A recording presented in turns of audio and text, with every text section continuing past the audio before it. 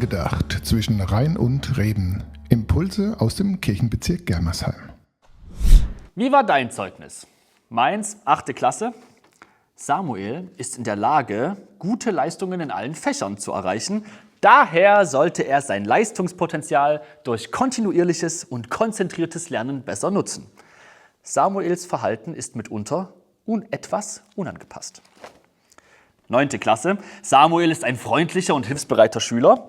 Er ist in der Lage, in allen Fächern gute Leistungen zu erreichen. Seine Reserven liegen nach wie vor in einer kontinuierlichen Arbeitsweise sowie im konzentrierten Verhalten im Unterricht. 10. Klasse. Samuels Lerneinstellung unterlag großen Schwankungen. Ihm gelang es nicht, sein Leistungspotenzial auszuschöpfen.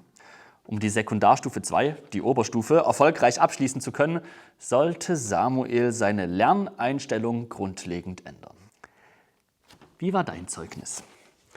So, dass du jetzt sofort gerne auch daraus vorlesen möchtest? Oder lieber so wie ich jetzt gerade 16 Jahre ungefähr später, wenn das alles nicht mehr so wichtig ist? Ich will wirklich denen gratulieren, bei denen das Zeugnis gut ist. Also wirklich herzlichen Glückwunsch. Du hast dich angestrengt und du hast was erreicht. Das ist super. Aber ich will auch allen denen zurufen, bei denen es vielleicht ungefähr so wie bei mir so 8., 9., 10. Klasse aussah. Du bist mehr als deine Noten. Du bist auch mehr als die Einschätzung deiner Lehrerin oder Lehrer. Nein, du bist gut genug.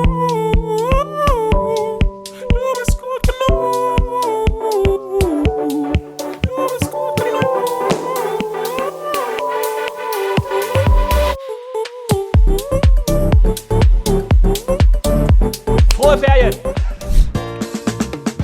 Angedacht zwischen Rhein und Reden. Impulse aus dem Kirchenbezirk Germersheim.